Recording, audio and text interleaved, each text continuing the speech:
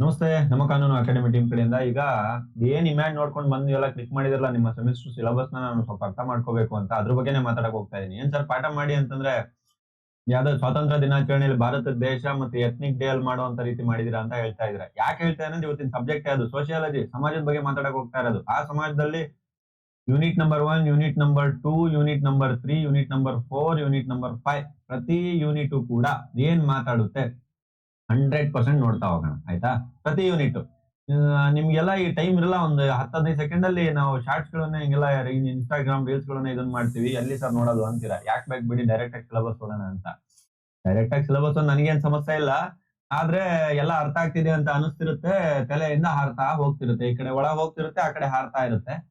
Exam ಅಲ್ಲಿ result ಬಂದಾಗ ಗೊತ್ತಾಗುತ್ತೆ. ಸ್ಟಾರ್ಟಿಂಗ್ ಅಲ್ಲೇ ಸಿಲೆಬಸ್ ಒಂದ್ ಸ್ವಲ್ಪ ಅರ್ಥ ಮಾಡ್ಕೋಬೇಕಿತ್ತು, ಎಲ್ಲೆಲ್ಲಿ ಏನಿದೆ ಅಂತ. ಇದೆಲ್ಲ ಅರ್ಥ ಮಾಡ್ಕೊಂಡ್ರೆ ಎಕ್ಸಾಮ್ ಅಲ್ಲಿ ಏನು ಗೊತ್ತಿಲ್ಲ ಅಂದ್ರೂ ಕೂಡ ಏನಾದ್ರು ಬರ್ಬೋದು. ಸೊ ಆತರ ನೀವ್ ಒಂದ್ಸಲ ನೋಡಿ, ಒಂದ್ 15-20 ನಿಮಿಷ ಒಂದ್ ಸ್ವಲ್ಪ ಟೈಮ್ ಕೊಟ್ಟು ಇದನ್ನ ಕಂಪ್ಲೀಟ್ ಆಗಿ ನೋಡಿ.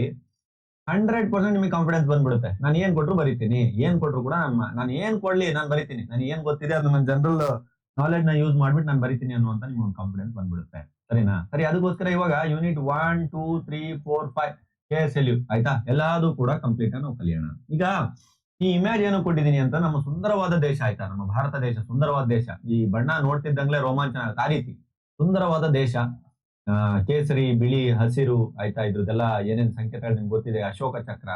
ಇದರಲ್ಲಿ ಎಲ್ಲರೂ ಕೂಡ ಸೇರ್ ಬದುಕ್ತಾ ಇದೀವಿ. ಡೈವರ್ಸಿಟಿ ಅನ್ನುವಂಥದ್ದು ಇದೆಯಲ್ಲ, ತುಂಬಾ ಕುಟ್ಟಿ ಕುಟ್ಟಿ ನಮ್ಮ ಭಾರತ ದೇಶದಲ್ಲಿ ಇರುವಂತದ್ದು. ಅಂದ್ರೆ ಒಂದೇ ಜಾತಿಯ, ಒಂದೇ ಧರ್ಮದ, ಒಂದೇ ರೀತಿಯ, ಒಂದೇ ಬಣ್ಣದ, ಒಂದೇ ಟೇಸ್ಟ್ ಇರುವಂತ, ಒಂದೇ ನೇಚರ್ ಇರುವಂತ, ಒಂದೇ ಪ್ರಕೃತಿ ಇರುವಂತ ಯಾವುದೇ ರೀತಿಯಾದಂತ ಕಾನ್ಸೆಪ್ಟ್ ಗಳು ನಮ್ಮಲ್ಲಿ ಇಲ್ವೇ ಇಲ್ಲ ಆಯ್ತಾ. ಈಗ ಸೌತ್ ಇಂಡಿಯಾನೇ ಬೇರೆ, ನಾರ್ತ್ ಇಂಡಿಯಾನೇ ಬೇರೆ ಆಯ್ತಾ. ಈಸ್ಟ್ ಇಂಡಿಯಾನೇ ಬೇರೆ, ವೆಸ್ಟ್ ಇಂಡಿಯಾನೇ ಬೇರೆ, ಸೆಂಟ್ರಲ್ ಇಂಡಿಯಾನೇ ಬೇರೆ. ಇಲ್ಲಿ ನಾರ್ತ್ ಗೆ ಹೋಗ್ಬಿಟ್ರೆ ಜಮ್ಮು ಕಾಶ್ಮೀರ ಅದು ಇದು ಯಾವುದು ಸಿಮ್ಲಾ, ಉತ್ತರಾಖಂಡ್ ಇಲ್ಲೆಲ್ಲ ಫುಲ್ ಕೋಲ್ಡ್. ಇದೇ ಒಂದ್ ಸ್ವಲ್ಪ ಈ ಕಡೆ ರಾಜಸ್ಥಾನ್ ಬಂದ್ಬಿಟ್ರೆ ಫುಲ್ ಹಾಟ್. ಸರಿ, ಇನ್ನೊಂದ್ ಸ್ವಲ್ಪ ಕೆಳಗಡೆ ಬರ್ತೀರಾ ಅಂತಂದ್ರೆ ಇಲ್ಲಿ ಬೀಚ್ ಸೈಡ್ ಮುಂಬೈ ಎಲ್ಲ. ಸರ್ ಸೆಂಟ್ರಲ್ ಬರ್ತೀವಿ ನಮ್ ಕರ್ನಾಟಕ ಬಿಡಿ ಎಲ್ಲದಕ್ಕೂ ಕೂಡ ಹೆಚ್ಚಿಗೆ, ಎಲ್ಲದಕ್ಕಿಂತ ಹೆಚ್ಚಿಗೆ ಇರುವಂತ ನಮ್ ಕರ್ನಾಟಕ. ಸರ್ ಇದನ್ನೆಲ್ಲ ಏನಕ್ಕೆ ಸರ್ ಕತೆ ಹೊಡಿತಾ ಇದ್ದೀರಾ ಅಂತ ನೀವು ಕೇಳ್ಬೋದು.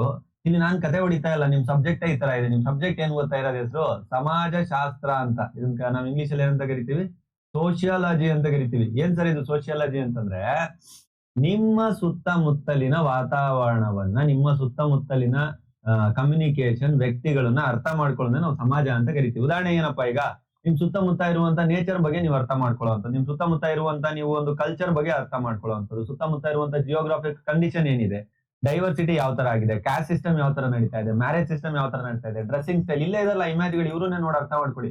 ಇಲ್ಲಿ ಬುಡಕಟ್ಟು ಜನಾಂಗದವ್ರ ತರ ಇರೋ ತರ ಒಬ್ಬ ಮಾಡರ್ನ್ ವ್ಯಕ್ತಿ ಇಲ್ಲ, ಇವ್ರು ಇರೋ ತರ ಈ ವ್ಯಕ್ತಿ ಇಲ್ಲ. ಇಲ್ಲಿ ಪೇಟ ಕಟ್ತಾರೆ, ಇವ್ರು ಪೇಟ ಕಟ್ಟಲ್ಲ. ಇವ್ರು ಸೀರೆ ಇದ್ ಮಾಡ್ತಾ ಇದಾರೆ. ಇನ್ನೊಂದು ವೆಸ್ಟರ್ನ್ ಕಲ್ಚರ್ ಅಂತ ನೀವೆಲ್ಲ ಹೋಗ್ಬಿಟ್ರೆ ಈಗೆಲ್ಲ ವೆಸ್ಟರ್ನ್ ಕಲ್ಚರ್ಸ್ ಗಳು, ಡ್ರೆಸ್ಸಿಂಗ್ ಸ್ಟೈಲ್ಸ್ ಈ ತರ ಅವ್ರವ್ರದೇ ಒಂದೊಂದು ಡಿಫ್ರೆಂಟ್ ಕ್ಯಾಟಗರೀಸ್ ಗಳು ಆಯ್ತಾ. ಸೊ ಅದಕ್ಕೆ ಈ ಈ ಎಲ್ಲಾ ಡಿಫ್ರೆಂಟ್ ಕ್ಯಾಟಗರೀಸ್ ಗಳನ್ನ ನೀವು ಅರ್ಥ ಮಾಡ್ಕೋಬೇಕೀಗ. ಯಾವ ತರ ಕಾನ್ಸೆಪ್ಟ್ ಇದೆ, ನಾನು ಏನು ಯಾವ ತರ ಕಲ್ಚರ್ ಗಳಿದೆ, ಯಾವ ತರ ನೇಚರ್ ಇದೆ, ಇದನ್ನೇ ನಾವು ಸೋಷಿಯಾಲಜಿ ಅಂತ ಕರಿತೀವಿ. ಒಂದು ಸಲ ಥಿಂಕ್ ಮಾಡಿ, ಅಸ್ಯೂಮ್ ಮಾಡ್ಕೊಳ್ಳಿ. ಸಿಲೆಬಸ್ ಕಾಪಿನ ನಿಮ್ ಕಣ್ ಮುಂದೆ ಇಟ್ಕೊಳ್ಳಿ. ಸಿಲೆಬಸ್ ಕಾಪಿ ನಿಮ್ ಕಣ್ ಮುಂದೆ ಇಟ್ಕೊಂಡು, ಇಲ್ಲ ನಾನೇ ತೋರಿಸ್ತೇನೆ, ಡಿಸ್ಪ್ಲೇ ಮೇಲೆ ತೋರಿಸ್ತಾ ಹೇಳ್ತಾ ಹೋಗ್ತಾನೆ. ಯೂನಿಟ್ 1, 2, 3, 4, 5 ದಲ್ಲಿ ನಾನು ಭಾರತ ದೇಶ ಸುತ್ತ ಒಂದ್ ರೌಂಡ್ ಹೊಡ್ಕೊಂಡ್ ಬರ್ತೀನಿ ಅಷ್ಟೇ ಆಯ್ತಾ. ಒಂದ್ ರೌಂಡ್ ಹೊಡ್ಕೊಂಡ್ ಬರೋಣ ನಮ್ಮ ಭಾರತ ದೇಶನ ಅಷ್ಟೇ. ಅಸ್ಯೂಮ್ ಮಾಡ್ಕೊಳ್ಳಿ. ಇಡೀ ಇಂಡಿಯಾದಲ್ಲಿ ಯಾವ್ಯಾವ ರೀತಿ ಸಿಸ್ಟಮ್ ಇದೆ, ಏನೇನಿದೆ, ಯಾವ್ಯಾವ ರೀತಿ ನೇಚರ್ ಇದೆ, ಪ್ರಕೃತಿ ಇದೆ, ನಾನು ಅರ್ಥ ಮಾಡ್ಕೊಳ್ತಾ ಬರ್ತಾ ಇದ್ದೀನಿ ನಾನು ಅಷ್ಟೇ. ಅರ್ಥ ಆಗ್ತಿದ್ಯಾ? ಆಲ್ ಓವರ್ ಇಂಡಿಯಾ ಟೂರ್ ಹೋಗಿದ್ದೀರಾ ಅಂತ ಅನ್ಕೊಳ್ಳಿ. ಆ ತರ ಕಾನ್ಸೆಪ್ಟ್ ತುಂಬಾ ಸಿಂಪಲ್ ಆಗಿ ಹೇಳಕ್ ನಾನು ಟ್ರೈ ಮಾಡ್ತಾ ಇದ್ದೀನಿ.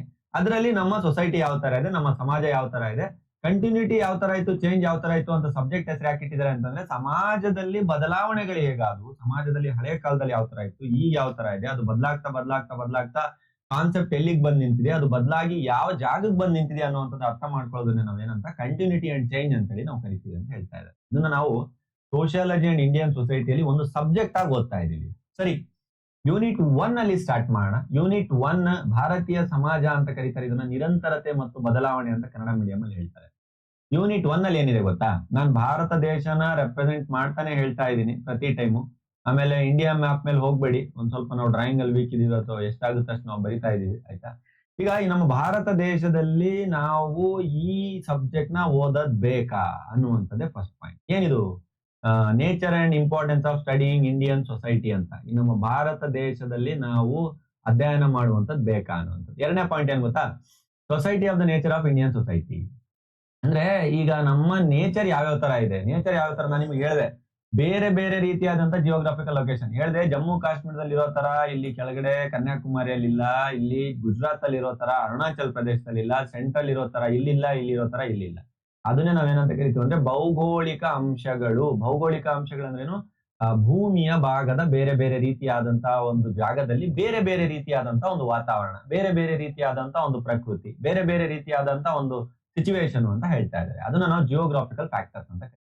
ಆಮೇಲೆ ಯೂನಿಟಿ ಇನ್ ಡೈವರ್ಸಿಟಿ ಹೇಳಿದ್ನಲ್ಲ, ವಿವಿಧತೆಯಲ್ಲಿ ಏಕತೆಯನ್ನ ತೋರಿಸಿ ಇಡೀ ಜಗತ್ತಿಗೆ ನಂಬರ್ ಒನ್ ಆಗಿರುವಂತ ನಮ್ಮ ದೇಶದಲ್ಲಿ ಇರುವಂತಹ ವಿವಿಧತೆ ಯಾವುದೇ ದೇಶದಲ್ಲಿ ಇಲ್ಲ. ಯಾಕಂದ್ರೆ ನಮ್ಮ ದೇಶದಲ್ಲಿ ಮೋರ್ ದ್ಯಾನ್ 2,000 ಭಾಷೆ, 2,000ಕ್ಕಿಂತ ಹೆಚ್ಚಿಗೆ ಇರುವಂತಹ ಒಂದು ಭಾಷೆಗಳನ್ನು ಹೊಂದಿರುವಂತಹ ದೇಶ, 1,000ಕ್ಕಿಂತ ಹೆಚ್ಚಿಗೆ ಹೊಂದಿರುವಂತಹ ಜಾತಿ, 1,500ಕ್ಕಿಂತ ಹೆಚ್ಚಿಗೆ ಹೊಂದಿರುವಂತಹ ಒಂದು ಜಾತಿಗಳನ್ನು ಹೊಂದಿರುವಂತಹ ದೇಶ, 100ಕ್ಕಿಂತ ಹೆಚ್ಚಿಗೆ ಧರ್ಮಗಳನ್ನು ಹೊಂದಿರುವಂತಹ ಒಂದು ದೇಶ.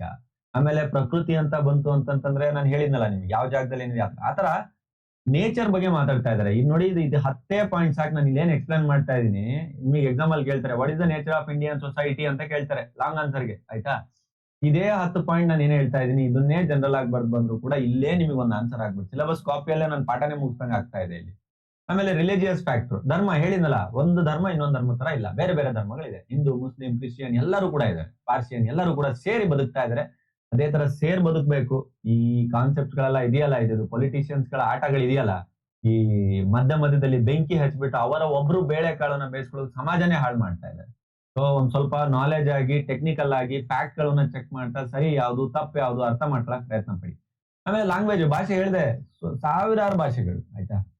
ನಮ್ಗೆಲ್ಲ ಗೊತ್ತಿರೋದು ಯಾವ್ದು? ಕನ್ನಡ, ಇಂಗ್ಲಿಷ್, ಹಿಂದಿ, ಇವೇ ಒಂದ್ 3-4 ಮಾತಾಡ್ತೀವಿ ನಾವು.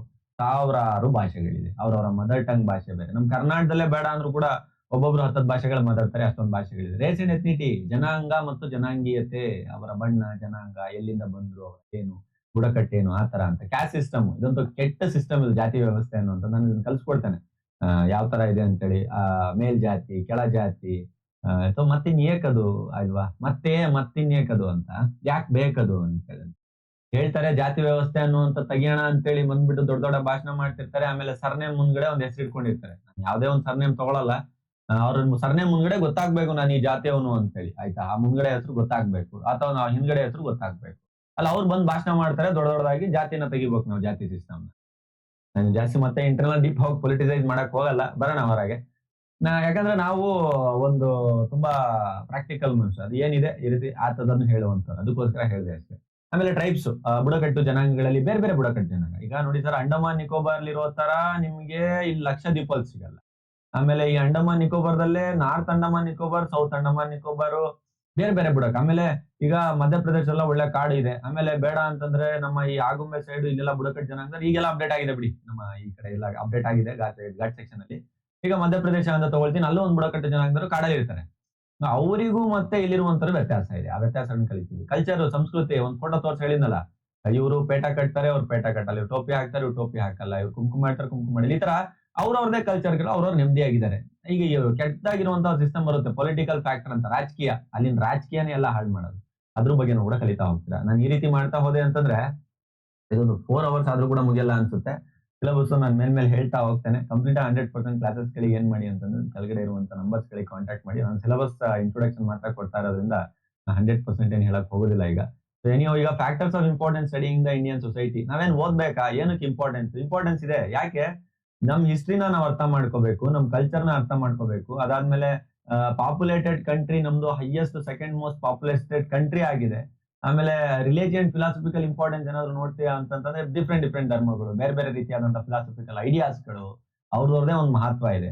ನೆಕ್ಸ್ಟ್ ಬರ್ತೀನಿ ನಾನು, evolution of geographical historical futures ಅಂತ ಹೇಳಿ. ನೋಡಿ, ಇದನ್ನ ನಾನು ಪಾಠ ಮಾಡ್ತಿರ್ಬೇಕಾದ್ರೆ ಒಂದ್ಸಲ ಮ್ಯಾಪ್ ಹಾಕೊಂಡೇ ಪಾಠ ಮಾಡ್ಬಿಡೋಣ, ಅವಲೇ ತುಂಬಾ ಚೆನ್ನಾಗಿ ಅರ್ಥ ಆಗುತ್ತಿದ್ದು, ಆಯ್ತಾ? ಸೊ ಈಗ ಬಂದಷ್ಟು ನಾವು ಮ್ಯಾಪ್ ಹಾಕಿದೀವಿ, ದಯವಿಟ್ಟು ಅದು ಅಡ್ಜಸ್ಟ್ ಮಾಡ್ಕೊಳ್ಳಿ.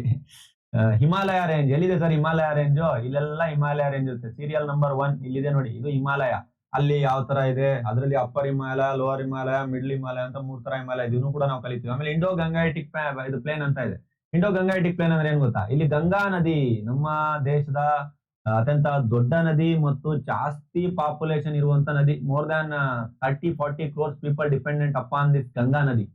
ಮೋರ್ ದ್ಯಾನ್ 30 crores ಪೀಪಲ್, 30 ಕೋಟಿ ಹೇಳ್ತಾ ಇದೀನಿ ನಾನು, ಆಯ್ತಾ? 30 ಕೋಟಿ ಜನಸಂಖ್ಯೆ ಡಿಪೆಂಡ್ ಆಗಿರುವಂತ ಗಂಗಾ ನದಿ. ಈ ಗಂಗಾ ನದಿ ಎಲ್ಲಿದೆ ಬಯಲು ಅಂತಂದ್ರೆ ಇಲ್ಲಿದೆ. ಪಾಯಿಂಟ್ ನಂಬರ್ 2 ಮೆನ್ಷನ್ ಮಾಡಿದೀನಿ ನೋಡಿ. ಪಾಯಿಂಟ್ ನಂಬರ್ 1 ಇಲ್ಲಿದೆ, ಪಾಯಿಂಟ್ ನಂಬರ್ 2 ಇದೆ. ಇದ್ರ ಬಗ್ಗೆ ಕಲಿತೀವಿ. ಆಮೇಲೆ ಪೆನಿಸುಲಾನ್ ಪ್ಲಾಟೋ ಅಂತ ಹೇಳಿ ಕರಿತೀವಿ. ಪೆನಿಸುಲಾನ್ ಪ್ಲಾಟೋ ಅಂದ್ರೆ ಏನ್ ಗೊತ್ತಾ? ಇದು ಅರ್ಧ ಭಾಗ. ನಮ್ಮ ಹತ್ತತ್ರ ಅರ್ಧ ಭಾಗ ಆಯ್ತಾ. ಈ ನಮ್ಮ ಸೌತ್ ಇಂಡಿಯಾ ಏನಿದೆ ಅಲ್ವಾ, ಈ ಸೌತ್ ಇಂಡಿಯಾನ ಕಂಪ್ಲೀಟ್ ಆಗಿ ಸೇರಿಸ್ಬಿಟ್ಟು ನಾವು ಪೆನಿಸುಲಾನ್ ಪ್ಲಾಟೋ ಅಂತ ಕರಿತೀವಿ. ನಾನು ಓವರ್ ಆಲ್ ಆಗಿ ಹೇಳ್ತಾ ಇದು ಮೂರನೇದು. ಇದ್ರ ಬಗ್ಗೆ ನಾವು ಕಲಿತೀವಿ. ಇಲ್ಲಿ ಏನ್ ಕಲಿತೀವಿ ಸರ್? ಇಲ್ಲಿ ಏನ್ ಕಲಿತೀರಾ? ಅಲ್ಲಿರೋ ಮರ, ಗಿಡ, ಬೆಳವಣಿಗೆ ಏನು, ಊಟ ಏನು, ತಿಂಡಿ ಏನು, ಯಾವ ತರ ಇದೆ, ನೇಚರ್ ಏನು, ಟೆಂಪರೇಚರ್ ಏನು, ಇದನ್ನೆಲ್ಲ ಕಲಿತೀರಾ.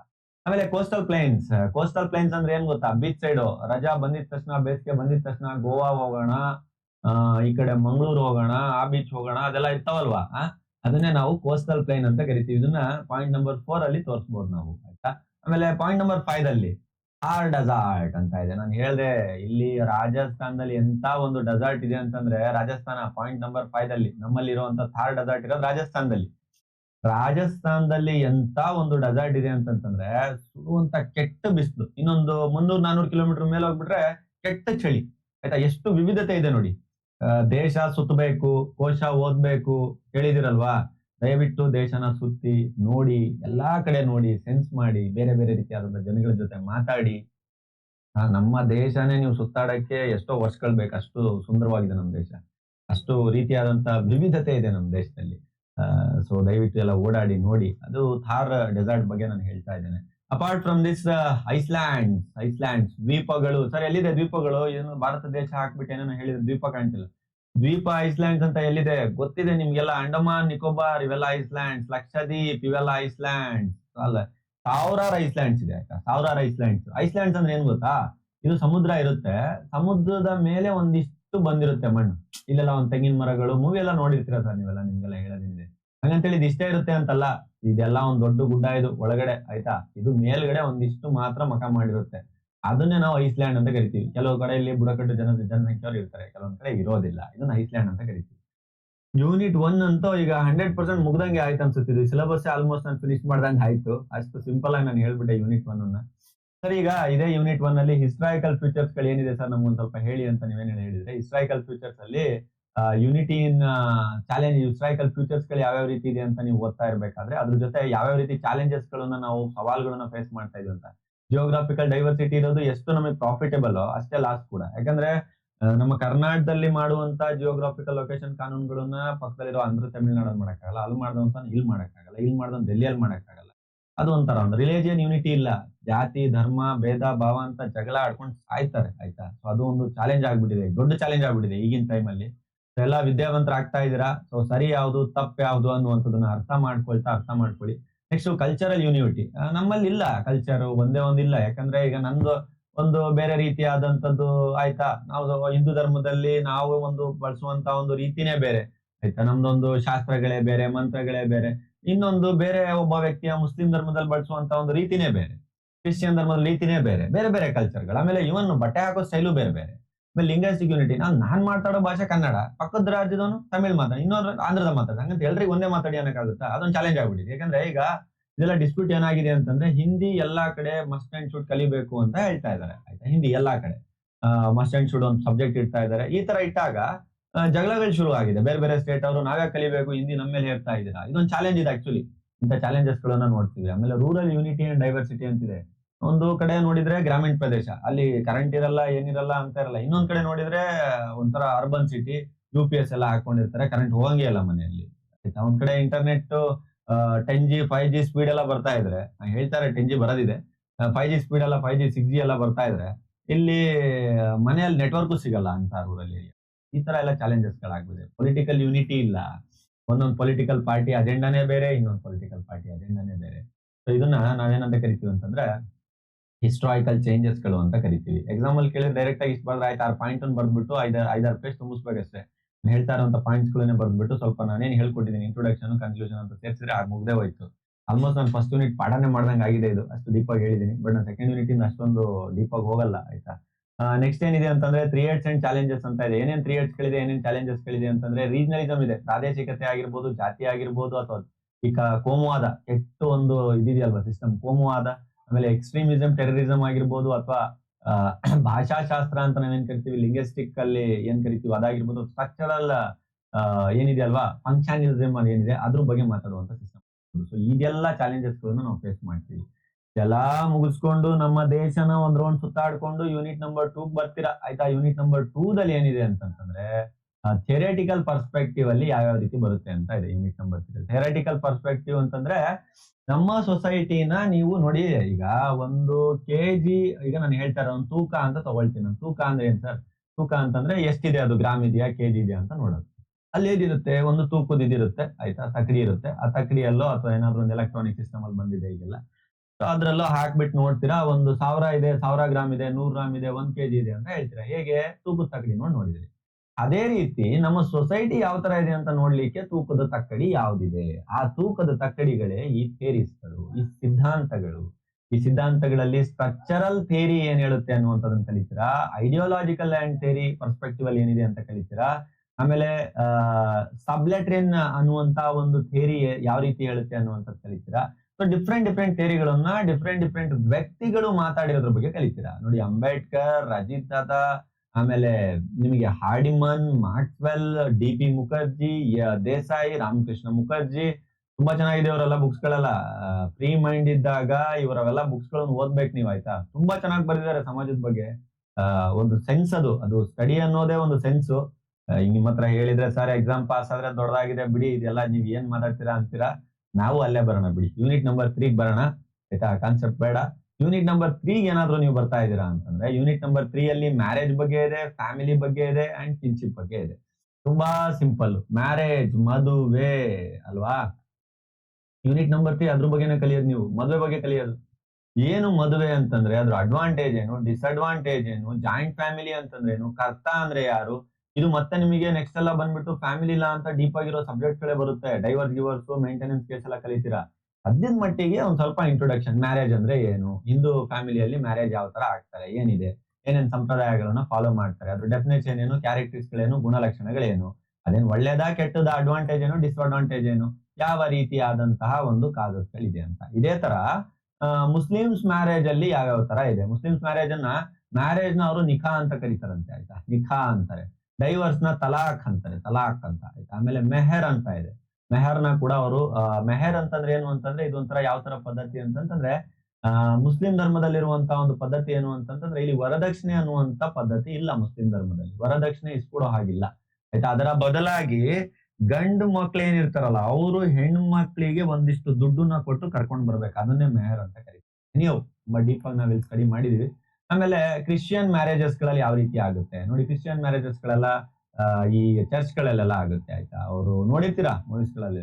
ಇದೆಲ್ಲ ಏನಕ್ಕೆ ಸರ್ ಮಾಡ್ತಾ ಇದೀವಿ, ಇದೆಲ್ಲ ಮದುವೆ ಗಿದ್ವೆ, ಇದೆಲ್ಲ ಕಾನ್ಸೆಪ್ಟ್ ಏನಕ್ಕೆ, ಇದೆಲ್ಲ ಏನಕ್ಕೆ ಬಂತಿದ್ದು ಸಮಾಜಶಾಸ್ತ್ರದಲ್ಲಿ ಸರ್. ಮದುವೆ ಅನ್ನುವಂತ ಒಂದು ಒಳ್ಳೆ ಕಾನ್ಸೆಪ್ಟ್ ಏನು ಅಂತಂದ್ರೆ, ಹ್ಯೂಮನ್ ನೀಡ್ಸ್ ಏನಿರುತ್ತಲ್ವಾ, ಒಂದು ಬೇಸಿಕ್ ಹ್ಯೂಮನ್ ನೀಡ್ಸ್, ಒಂದು ಏಜಿಗೆ ಬಂದ ಒಂದು ಬೇಸಿಕ್ ಹ್ಯೂಮನ್ ನೀಡ್ಸ್ ಗಳೇನಿರುತ್ತೆ, ಒಂದು ಕಷ್ಟ ಸುಖನ ಹಂಚ್ಕೊಳಕ್ಕಾಗಿರ್ಬೋದು ಅಥವಾ ದೈಹಿಕ ಸಂಪರ್ಕ ಏನೋ ಒಂದಾಗಿರ್ಬೋದು, ಇದೆಲ್ಲದನ್ನು ಕೂಡ ಸಿಸ್ಟಮೆಟಿಕ್ ಆಗಿ ನಡ್ಸೋದಕ್ಕೋಸ್ಕರ ಮದುವೆ ಅನ್ನುವಂತ ಒಂದು ಕಾನ್ಸೆಪ್ಟ್ ಅಂದ್ರು. ಈ ಮದುವೆ ಅನ್ನುವಂತ ಒಂದು ಕಾನ್ಸೆಪ್ಟ್ ಅನ್ನ ಸಮಾಜದಲ್ಲಿ ಅಪ್ರೂವ್ ಮಾಡಿ ಆಯ್ತಾ, ಎಲ್ಲರಿಗೆ ಹೇಳಿ ಇಂತರ ಮದುವೆ ಆಗ್ತಾರೆ, ಇಂತರ ಜೊತೆಯಲ್ಲಿ ಇರ್ತಾರೆ ಅಂತದನ್ನ ಎಲ್ಲ ಮಾಡಿದ್ದಾರೆ. ಇದು ಸೊಸೈಟಿ. Okay, unit number 3. ಈಗ ಇದೇ ಯೂನಿಟ್ ನಂಬರ್ 3 ಅಲ್ಲಿ ಇನ್ನೊಂದ್ ಸ್ವಲ್ಪ ಏನಾದ್ರು ಹೋಗ್ಬೇಕು ಅಂತಂದ್ರೆ, ಮುಂದೆ ಹೋಗ್ತೀರಾ ಅಂತಂದ್ರೆ, basics of concept of kinship ಅನ್ನ ಕಲಿತೀರಾ. ಯಾವ ಟೈಪ್ ಇದೆ, ಡಿಗ್ರೀಸ್ ಗಳು ಯಾವ್ದಿದೆ, ಯೂಸೇಜ್ ಏನು, ಫಂಕ್ಷನ್ಸ್ ಗಳೇನು ಅಂತ ಕಲಿತಾ ಹೋಗ್ತೀರಾ. ಅದಾದ್ಮೇಲೆ ರೀಜನಲ್ ವೊಕೇಶನ್ಸ್ ಗಳು ಯಾವ ರೀತಿ ನಡೆಯುತ್ತೆ ಅಂತ ಕಲಿತಾ ಹೋಗ್ತೀರಾ. ಏನೇನ್ ರೀಜನಲ್ ವೊಕೇಶನ್ಸ್ ಗಳಿದೆ ಅಂತ. ಆಮೇಲೆ ಚೇಂಜಸ್ ಗಳು ಏನಿದೆ, ಯಾವ ರೀತಿಯಾದಂತಹ ಚಾಲೆಂಜಸ್ ಗಳನ್ನ ನಾವು ನೋಡ್ತೀವಿ ಈ ಮ್ಯಾರೇಜಸ್ ಗಳಲ್ಲಿ. ಚಾಲೆಂಜಸ್ ಗಳಂದ್ರೆ ಏನು ಅಂತಂದ್ರೆ, ಗಂಡ ಹೆಂಡತಿ ಜಗಳ ಆಡ್ಕೊಂಡು ಬರೋದು, ಡೈವರ್ಸ್ ಕೇಳೋದು, ಮೇಂಟೆನೆನ್ಸ್ ಕೇಳೋದು ಆಯ್ತಾ. ಆಮೇಲೆ ಗಂಡ ಹೆಂಡತಿ ಜಗಳದಲ್ಲಿ ಒಂಥರ ಜಗಳಗಳಿರುವಂತದ್ದು ಎಲ್ಲ ಬಿಡಿ, ನಾ ಹೇಳಿದೀನಿ ಆಯ್ತಾ. ಕಂಪ್ಲೀಟ್ ಆಗಿ ನನ್ನ ಕ್ಲಾಸ್ ಗಳಲ್ಲಿ ಹೇಳಿದೀನಿ. ಡೀಪ್ ಆಗಿ ಬಂದಾಗ ಒಂದೊಂದಾಗೆ ನೋಡ್ತಾ ಹೋಗೋಣ. ಜಾಸ್ತಿ ಏನ್ ತಲೆಗೆಡ್ಸ್ಕೊಳಕ್ ಹೋಗ್ಬೇಡಿ. ಆರಾಮಾಗಿದೆ, ಮಜವಾಗಿ ತಗೊಳ್ಳಿ ಲಾ ಸಬ್ಜೆಕ್ಟ್ ನ. ಸುಮ್ಮನೆ ಟೆನ್ಷನ್ ತಗೊಂಡು ಏನೋ ಲಾ ಮಾಡ್ತಾ ಇದೀನಿ, ನಿಮ್ ಪ್ರೊಫೆಸರ್ ಹೇಳ್ತಾರೆ ಪಾಸ್ ಆಗ್ತಾರೆ, ಫೇಲ್ ಆಗಲ್ಲ, ಅವೆಲ್ಲ ಏನು ಇಲ್ಲ ಸರ್. ಆರಾಮಾಗಿ ಪಾಸ್ ಆಗ್ಬೋದು. ಲಾ ಅನ್ನುವಂತ ತುಂಬಾ ಸುಲಭ ಇದೆ. ನೋಡಿ, ಮಜವಾಗಿ ನೋಡಿ ಅಷ್ಟೇ ಹೇಳೋದು. ಆಮೇಲೆ caste and class in India ಅಂತ ಇದೆ ಆಯ್ತಾ. ಇದು ಯಾವ ಒಂದು ಸಿಸ್ಟಮ್ ನ ನಮ್ಮ ದೇಶ ಬಿಡಲ್ವೋ ಇದನ್ನ, ಅಲ್ಲಿವರೆಗೂ ಉದ್ಧಾರ ಆಗೋದಿಲ್ಲ. ನನ್ಗೆ ಇದು ನಾ ಹೇಳ್ತಾ ಇರೋಂತ ನನ್ನ ಒಪಿನಿಯನ್ ಇದು ಆಯ್ತಾ. ಕ್ಯಾಸ್ಟ್, ರಿಲಿಜಿಯನ್, ಕ್ಲಾಸ್, ಸಿಸ್ಟಮ್, ಈ ತರ ಸಿಸ್ಟಮ್ ಗಳು ಮಾಡ್ಕೊಂಡಿದ್ದಾರೆ. ಏನಿಯೋ, ಈಗ ಅದೇ ಕ್ಯಾಸ್ಟ್ ಸಿಸ್ಟಮ್ ಕ್ಲಾಸಸ್ ಅಲ್ಲಿ ಎವಲ್ಯೂಷನ್ ಯಾವ ತರ ಆಯ್ತು, ಇದರ ಆರಿಜಿನ್ ಎಲ್ಲಿಂದ ಬಂತು, ಇದರ ಉಗಮವೇನು ಅಂತ ಹೋಗ್ತೀರಾ. ಆಮೇಲೆ ಮುಸ್ಲಿಮ್ಸ್ ಅಂಡ್ ಕ್ರಿಶ್ಚಿಯನ್ಸ್ ನಲ್ಲಿ ಅವರಲ್ಲಿ ಯಾವ ತರ ಕ್ಯಾಸ್ಟ್ ಗಳಿದೆ, ಅವರ ಧರ್ಮದಲ್ಲಿ ಏನಾದ್ರು ಕ್ಯಾಸ್ಟ್ ಗಳಿದೆಯಾ ಅಥವಾ ಮುಸ್ಲಿಮ್ಸ್ ಮಾತ್ರನೇ? ಯಾಕಂದ್ರೆ ಹಿಂದೂ ಧರ್ಮದಲ್ಲಿ ಸುಮಾರು ಕ್ಯಾಸ್ಟ್ ಗಳಿದೆ ನಮ್ಮಲ್ಲಿ. ಅದೇ ತರ ಅವ್ರು ಮುಸ್ಲಿಂ ಧರ್ಮದಲ್ಲೂ ಕೂಡ ಏನಾದ್ರು ಕ್ಯಾಸ್ಟ್ಗಳಿದೆಯಾ, ಕ್ರಿಶ್ಚಿಯನ್ ಧರ್ಮದಲ್ಲೂ ಕೂಡ ಏನಾದ್ರು ಕ್ಯಾಸ್ಟ್ಗಳಿದೆಯಾ ಅಂತ ಅದನ್ನ ಕೂಡ ನಾವು ಕಾನ್ಸೆಪ್ಟ್ಗಳನ್ನ ಅರ್ಥ ಮಾಡ್ಕೊಳ್ತಾ ಹೋಗ್ತೀವಿ. ಅದೇ ರೀತಿ or caste or opposite classes, difference between the caste and class. ನೋಡಿ, ಕ್ಯಾಸ್ಟ್ ಅಂದ್ರೆ ಬೇರೆ, ಕ್ಲಾಸ್ ಅಂದ್ರೆ ಬೇರೆ. ನೋಡಿ, ಕ್ಯಾಸ್ಟ್ ಅಂದ್ರೆ ಏನ್ ಗೊತ್ತಾ, ಜಾತಿ ಅಂತ. ಕ್ಲಾಸ್ ಅಂದ್ರೆ ಏನ್ ಗೊತ್ತಾ, ವರ್ಗ ಅಂತ. ಸರಿ, ವರ್ಗ ಮತ್ತು ಜಾತಿ ವ್ಯತ್ಯಾಸ ಇದೆ. ಯಾವ ತರ ವ್ಯತ್ಯಾಸ ಇದೆ ಸರ್? ಜಾತಿ ಅಂತ ನಾನು ಹೇಳ್ತಾ ಇರೋದು, ಈಗ ಹಿಂದೂವಿನಲ್ಲೇ ಸುಮಾರು ಜಾತಿಗಳಿದೆ ಅಂತಂದ್ರೆ, ಈಗ ನಾನು ಹೇಳ್ತಾ ಇರೋದು ಒಂದೊಂದು, ನಾನು ಪರ್ಟಿಕ್ಯುಲರ್ಲಿ ನೇಮ್ ತಗೊಳ್ತಾ ಇಲ್ಲ ಯಾವ್ದು ಜಾತಿದು ಕೂಡ. ನಿಮ್ಗೆ ಗೊತ್ತಿದೆ, ನಿಮ್ಮ ಒಂದೊಂದು ಜಾತಿಗಳು ಬೇರೆ ಬೇರೆನೆ ಇರುತ್ತೆ, ಎಲ್ಲರದು ಒಂದೇ ಜಾತಿ ಇರೋದಿಲ್ಲ, ಆಯಾ ಜಾತಿಗಳನ್ನ ನಾವು ಅಂತೀವಿ. ಬಟ್ ಕ್ಲಾಸ್ ಅಂದ್ರೆ ಏನು ಗೊತ್ತಾ, ವರ್ಗಗಳು ಅಂತಂತಂದ್ರೆ ಇದನ್ನ ಹೆಂಗ್ ಡಿವೈಡ್ ಮಾಡ್ತೀವಿ ಅಂತಂದ್ರೆ, ಇಲ್ಲಿ ಜಾತಿ ಬರಲ್ಲ, ಇಲ್ಲಿ ಅವರ ರೇಂಜ್ ಬರುತ್ತೆ. ರೇಂಜ್ ಯಾವ ತರ ಅಂತಂದ್ರೆ, ಈಗ ನಾವು ಲೋಯರ್ ಕ್ಲಾಸ್ ಪೀಪಲ್, ನಾವು ಮಿಡಲ್ ಕ್ಲಾಸ್ ಪೀಪಲ್, ನಾವು higher class people. One of the example ಕೊಡ್ತಾ ಇರೋದು ನಾನು.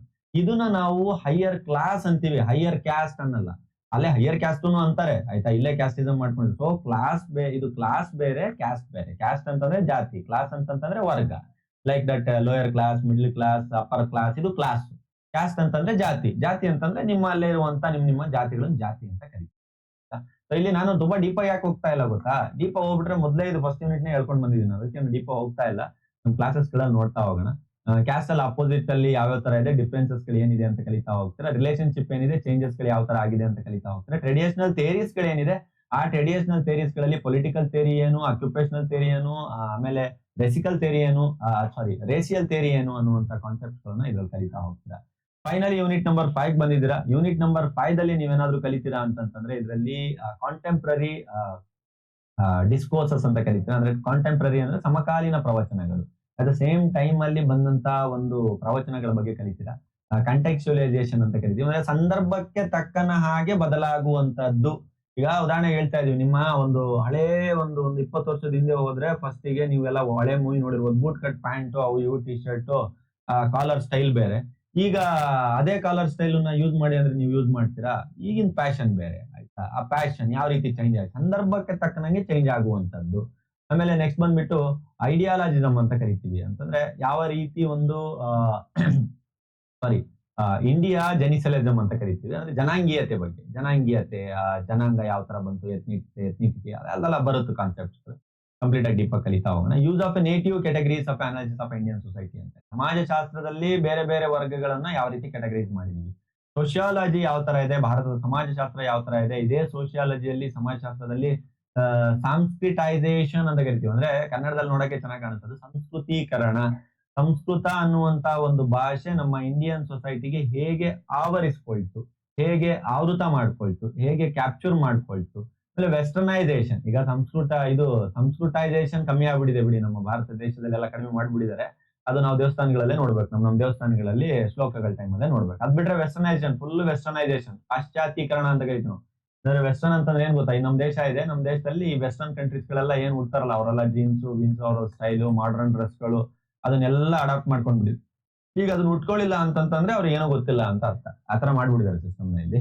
ಬಿಡಿ, ಅದನ್ನೆಲ್ಲ ಡಿಸ್ಕಸ್ ಮಾಡುವ ಒಂದೊಂದಾಗಿ ನಮ್ಮ ಕ್ಲಾಸಸ್ ಗಳಲ್ಲೆಲ್ಲ ಏನ್ ಡಿಸ್ಕಷನ್ ಆಗಿದೆ, ಡೌಟ್ ಸೆಷನ್ ಗಳೆಲ್ಲ ಏನಾಗ್ತದೆ ಅದು ಮಾಡೋಣ. ಸರ್, ಈಗ 100% ಕ್ಲಾಸಸ್ ಗಳು ನನಗೆ ಅರ್ಥ ಆಗ್ತಾ ಇದೆ ಸರ್. ನಾನು ಏನ್ ಮಾಡ್ಬೇಕೀಗ, ಎಲ್ಲಾ ಕ್ಲಾಸಸ್ ಗಳನ್ನು 5 ಯೂನಿಟ್ ನಿಮ್ ಜೊತೆ ನಾನು ಪಾಠ ಕಲಿಬೇಕು.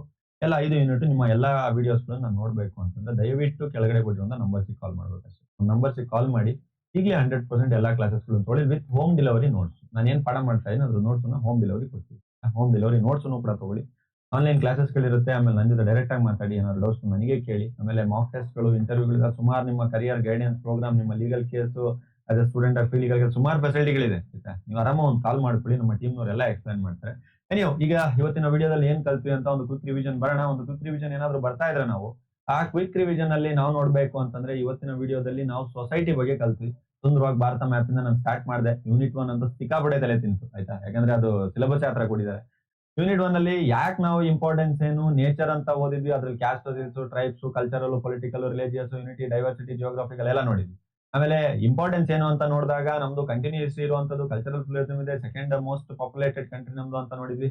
ಜಿಯೋಗ್ರಾಫಿಕಲ್ ಕಂಡೀಷನ್ ಅಂತ ಇಂಡಿಯಾ ಮ್ಯಾಪ್ ಹಾಕಿ ತೋರಿಸ್ದೆ ನಾನು. ಹಿಮಾಲಯ ಎಲ್ಲಿ ಬರುತ್ತೆ, ಆಮೇಲೆ ಗಂಗೈಟಿಕ್ ಪ್ಲೇನ್ ಎಲ್ಲಿ ಬರುತ್ತೆ, ಪೆನಿಸುಲಾ ಪ್ಲಾಟೋ ಎಲ್ಲಿ ಬರುತ್ತೆ, ಕೋಸ್ಟಲ್ ಪ್ಲೇನ್ ಎಲ್ಲಿ ಬರುತ್ತೆ, ಥಾರ್ ಡೆಸರ್ಟ್ ರಾಜಸ್ಥಾನ ಎಲ್ಲಿ ಬರುತ್ತೆ ಅಂತ ಟಿಕ್ಕು ಮಾಡಿ ತೋರಿಸ್ದೆ ನಾನು. ಐಸ್ಲ್ಯಾಂಡ್ಸ್ ಗಳು ಎಲ್ಲಿ ಬರ್ತವೆ ಅಂತ ತೋರಿಸ್ದೆ, ಮ್ಯಾಪ್ ಹಾಕಿ. ಅದು ಕೂಡ ಆಮೇಲೆ ಎವಲ್ಯೂಷನ್ ಗಳು ಯಾವ ತರ ಇದೆ, ವೇದಿಕ್ ಎವಲ್ಯೂಷನ್ ಗಳಲ್ಲಿ ನಮ್ಮಲ್ಲಿ ಅದನ್ನ ಕಲ್ತ್ವಿ. ವೇದಿಕ್ ಅಂತಂದ್ರೆ ಋಗ್ವೇದ, ಯಜುರ್ವೇದ, ಇದೆಲ್ಲ ಈ ಟೈಮ್ ಅಲ್ಲಿ ನಾನು ಹೇಳಿದ್ದೀನಿ ಕಂಪ್ಲೀಟ್ ಆಗಿ. ನನ್ನ ಪೇಡ್ ಕ್ಲಾಸಸ್ ಅಲ್ಲಿ ಕಂಪ್ಲೀಟ್ ಆಗಿ ಹೇಳಿದ್ದೀನಿ. Apart from this geographical unity, ಚಾಲೆಂಜಸ್‌ಗಳು ಏನು ಅಂತ ನೋಡಿದಾಗ ಈ ಜಿಯೋಗ್ರಫಿ, ರಿಲಿಜಿಯನ್, ಕಲ್ಚರ್, ಅದೇ ಲಿಂಗ್ವಿಸ್ಟಿಕ್, ರೂರಲ್ ಯೂನಿಟಿ, ಪಾಲಿಟಿಕ್ಸ್ ಇದೆಲ್ಲ ನಮ್ಮ ಚಾಲೆಂಜಸ್‌ಗಳು. 3 ಎಡ್ಸ್‌ಗಳು ಏನೇನಿದೆ ಅದೇ ಮತ್ತೆ ರೀಜನಲಿಸಮ್, ನನ್ ರೀಸನ್, ನಿನ್ ರೀಸನ್ ಅಂತ ಜಗಳ ಆಡೋದು, caste, communism, extremism and terrorism ಉಗ್ರವಾದ ತುಂಬಾ ಕೆಟ್ಟದಾದಂತಹ ಒಂದು ಇದು. ಅಮಾಯಕರನ್ನ ಸಿವಿಲಿಯನ್ಸ್‌ಗಳನ್ನ ಯಾಕೆ ಅದನ್ನ ಇದ್ ಮಾಡ್ತಾರೆ ಅಂತ ಅರ್ಥ ಆಗಲ್ಲ. ಉಗ್ರವಾದ. ಆಮೇಲೆ ಭಾಷಾಶಾಸ್ತ್ರ ಆಗಿರ್ಬೋದು ಅಥವಾ ನಿಮ್ಮ ಒಂದು ಫಂಕ್ಷನಲಿಸಮ್ ರಚನಾತ್ಮಕ ಅಂತ ಯೂನಿಟ್ 1 ನೋಡಿದ್ವಿ. ಯೂನಿಟ್ 2 ಅಂತ ಬರ್ತಾ ಇದೀವಿ ಅಂತಂದ್ರೆ ಯೂನಿಟ್ 2 ದಲ್ಲಿ ಯಾವ್ಯಾವ ಥಿಯರೀಸ್‌ಗಳ ಆಧಾರದ ಮೇಲೆ ನಡೆಯುತ್ತೆ ಅಂತ ನೋಡಿದ್ವಿ. ಸ್ಟ್ರಕ್ಚರಲ್ ಥಿಯರಿ, ಆಮೇಲೆ ಇಂಡೋಲಾಜಿಕಲ್ ಥಿಯರಿ, ಸಬ್ಸ್ಟಾನ್ಟಿಯೇಟ್ ಥಿಯರಿ ನೋಡಿದ್ವಿ. ಯೂನಿಟ್ 3 ಅಂತ ಬಂದ್ರೆ ಕಂಪ್ಲೀಟ್ ಆಗಿ ಮದುವೆ ಬಗ್ಗೆ ಡಿಸ್ಕಸ್ ಮಾಡಿದ್ವಿ. ಅದ್ರಲ್ಲಿ ಮುಸ್ಲಿಂ ಮದುವೆ, ಹಿಂದೂ ಮದುವೆ, ಕ್ರಿಶ್ಚಿಯನ್ ಮದುವೆ, ಮದುವೆ ಬೇಕಾ ಬೇಡವಾ, ಟೈಪ್ಸ್ ಏನು, ಯಾವ ತರ ಚಾಲೆಂಜಸ್‌ಗಳಿದೆ, ಏನೇನ್ ಚಾಲೆಂಜಸ್ ಫೇಸ್ ಮಾಡ್ತಾರೆ ಅಂತ ನೋಡಿದ್ವಿ. ಯೂನಿಟ್ 4 ಅಂತ ಬಂದ್ರೆ ಯಾವುದನ್ನ ಫಾಲೋ ಮಾಡಬಾರ್ದು ಅಂತ ಸಾವಿರಾರು ವರ್ಷಗಳಿಂದ ಬಸವಣ್ಣವ್ರು ಅವರು ಇವರು ಎಲ್ಲರೂ ಕೂಡ ಹೇಳ್ತಾ ಬಂದ್ರು. ಸೊ ಅಂತ ಸಿಸ್ಟಮ್ ಅನ್ನ ಇನ್ನೂ ಕೂಡ ಫಾಲೋ ಮಾಡ್ತಾ ಇರುವಂತ ಸಿಸ್ಟಮ್‌ಗೆ ಕ್ಯಾಸ್ಟಿಸಮ್ ಇಂತ ಏನಿದೆ ಅಲ್ವಾ? ಸೊ ಇದನ್ನೆಲ್ಲ ಸ್ಟಾರ್ಟ್ ಮಾಡಿದ್ದಾರೆ ಅಂತ ಅನ್ನೋಂಥ ಸಿಸ್ಟಮ್‌ನ ಬಗ್ಗೆ ಯೂನಿಟ್ 4 ಬಗ್ಗೆ ನೋಡಿದ್ವಿ. ಅದ್ರಲ್ಲಿ ಏನೇನಿದೆ, ಯಾವ ತರ ಕ್ಯಾಸ್ಟ್, ಮುಸ್ಲಿಮ್ಸ್, ಹಿಂದೂಗಳು ಅದು ಇದು ಚೇಂಜಸ್‌ಗಳು ಏನಿದೆ ಅನ್ನುವಂಥದ್ದನ್ನ ಯೂನಿಟ್ 4 ಅಲ್ಲಿ ನೋಡಿದ್ವಿ. ಯೂನಿಟ್ 5 ಬರ್ತಾ ಇದ್ದಂಗ್ಲೆ ಚೇಂಜಸ್‌ಗಳು ಯಾವ್ಯಾವ ತರ ಆಗ್ತಾ ಇದೆ, ಸಮಕಾಲೀನ ಚೇಂಜಸ್‌ಗಳು ಯಾವ ತರ ಆಗ್ತಿದೆ ಅನ್ನೋದ್ರಲ್ಲಿ ಸಂಸ್ಕೃತೈಸೇಷನ್, ವೆಸ್ಟರ್ನೈಸೇಷನ್, ಸೋಶಿಯಾಲಜಿ, ಮತ್ತೆ ಅದಾದ್ಮೇಲೆ ಭಾರತೀಯ ಜನಾಂಗೀಯತೆ ಈ ಸಿಸ್ಟಮ್‌ಗಳನ್ನ ಇದ್ರಲ್ಲಿ ನೋಡ್ತಾ ಬಂದ್ವಿ. ಎನಿಹೌ ಇದು ಇವತ್ತಿನ ವಿಡಿಯೋ ಇದಾಗಿತ್ತು. ಇದೇ ರೀತಿ ಎಲ್ಲಾ ಮುಗ್ದ್ಮೇಲೆ ಒಂದು ಕ್ವಿಕ್ ರಿವಿಷನ್ 2 ಮಿನಿಟ್ಸ್ ಅಲ್ಲೇ ಮುಗಿಸಿ ಇದೇ ತರ ಕಂಪ್ಲೀಟ್ ಆಗಿ 100% ಇರುವಂತ ಸಿಲೆಬಸ್‌ಗೆ ದಯವಿಟ್ಟು ಕೆಳಗಡೆ ಕೊಟ್ಟಿರುವಂತ ನಂಬರ್ಸ್‌ಗಳಿಗೆ ಕಾಲ್ ಮಾಡಿ ಒಂದು ಎನ್ಕ್ವೈರಿ ಮಾಡಿ. Thank you very much from ನಮ್ಮ ಕಾನೂನು ಲಾ ಅಕಾಡೆಮಿ. Thank you.